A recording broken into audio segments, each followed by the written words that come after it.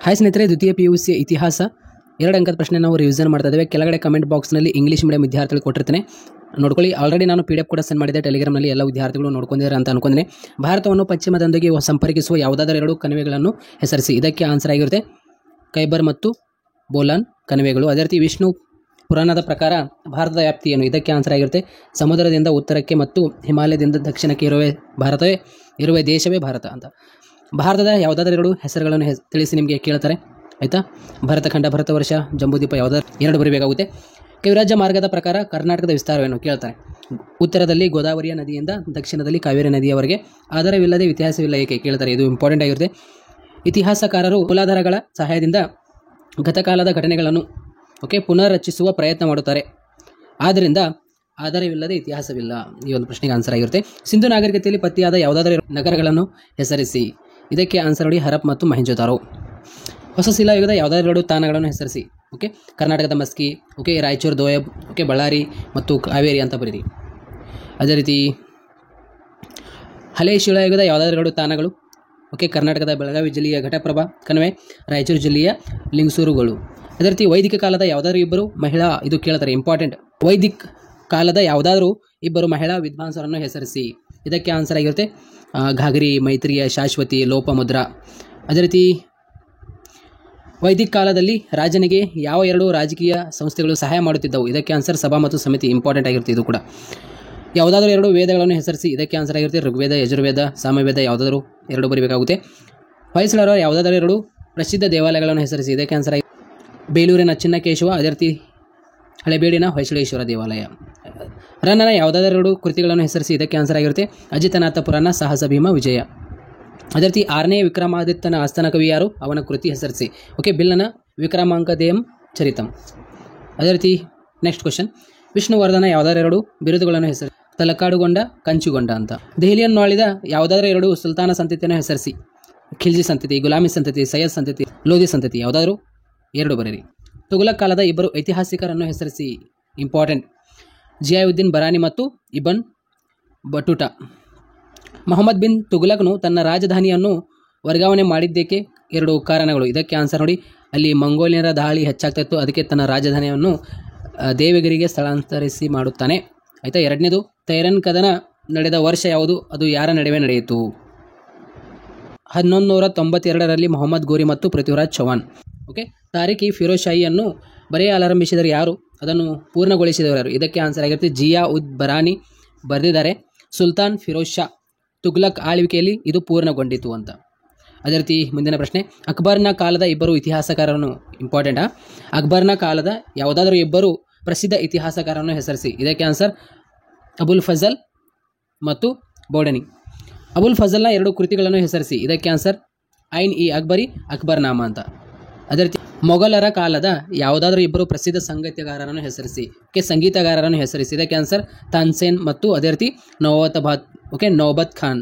ತೋದರ ಮಲ್ಲನು ವರ್ಗೀಕರಿಸಿದ ಯಾವುದಾದ್ರೂ 2 ಬಗೆಯ 2 ಭೂಮಿಗಳನ್ನು ವಿಧಿಸಿ. ಇದಕ್ಕೆ ಆನ್ಸರ್ ಆಗಿರುತ್ತೆ ಪೋಲಾಜ್, ಪೌರತ್, ಚಚ್ಚರ, ಬಂಜಾರ.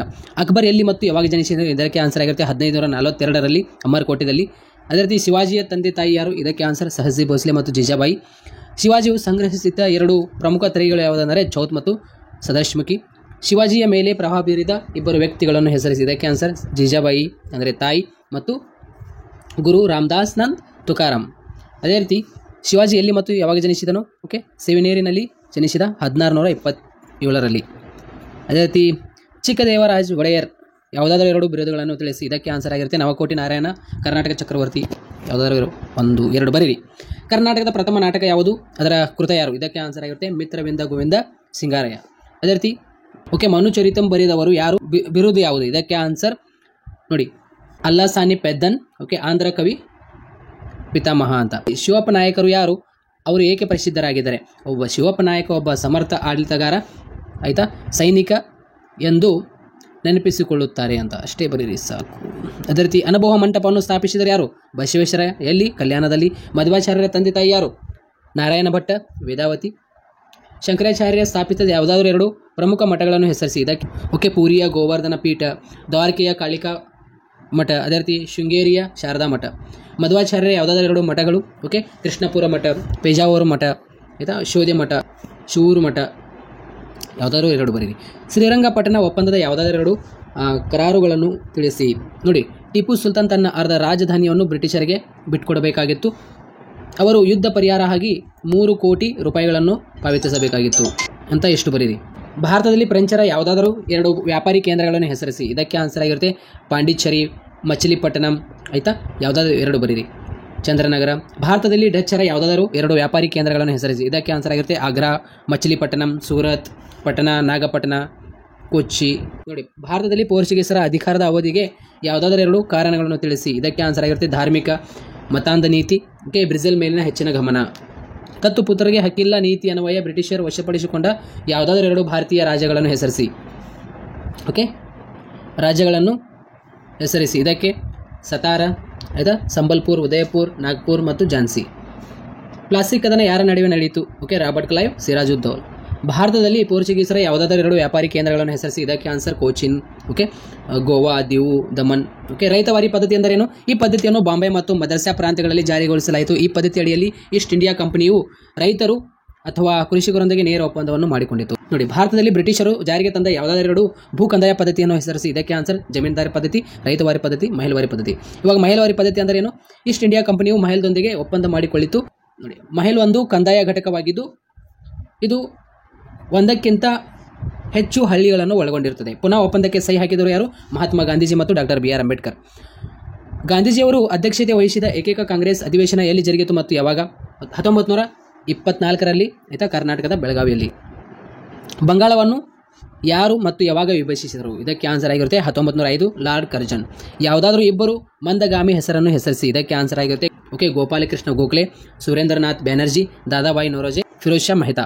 ಕರ್ನಾಟಕದ ಏಕೀಕರಣ ಚಳವಳಿಯ ಯಾವುದಾದ್ರೂ 2 ನಾಯಕರನ್ನು ಹೆಸರಿಸಿ. ಇದಕ್ಕೆ ಆನ್ಸರ್ ಆಲೂರ ವೆಂಕಟರಾಯ, ಸಿದ್ದಪ್ಪ ಕಂಬಳಿ. GVP ಸಮಿತಿಯ ಯಾವುದಾದ್ರೂ 2 ಸದಸ್ಯರನ್ನು ಹೆಸರಿಸಿ. ಇದಕ್ಕೆ ಆನ್ಸರ್ ಆಗಿರುತ್ತೆ ಜವಾಹರ್ಲಾಲ್ ನೆಹರು ಮತ್ತು ವಲ್ಲಭಾಯ್ ಪಟೇಲ್ ಮತ್ತು ಪಟ್ಟಾಭಿಷಿತ ರಾಮಯ್ಯ. ಇಷ್ಟು ನೀವು ಏನಿದಿಲ್ಲ ನಿಮ್ಮದು 2 ಅಂಕದ ಪ್ರಶ್ನೆ ಇಲ್ಲಿ ಕವರ್ ಆಗಿಬಿಡುತ್ತೆ. 16 ಮಾರ್ಕ್ಸ್ ನಿಮಗೆ ಬರುತ್ತೆ. ಏನು ವರಿ ಮಾಡ್ಕೊಂಡು ಹೋಗಬೇಡ್ರಿ, ಭಾಳಷ್ಟು ಈಸಿಯಾಗಿ ಕ್ವಶನ್ ಬರುತ್ತೆ ನಾಳೆ.